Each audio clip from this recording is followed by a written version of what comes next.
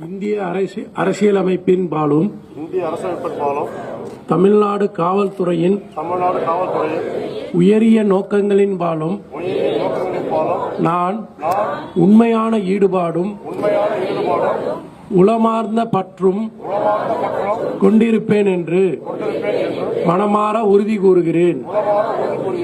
எவ்வித அச்சமோ விருப்பு வெறுப்பு இன்றி அனைத்து தரப்பு மக்களுக்கும் நியாய உணர்வுடன் என் கடமைகளை நிறைவேற்றுவேன் என்றும் உறுதியளிக்கிறேன்.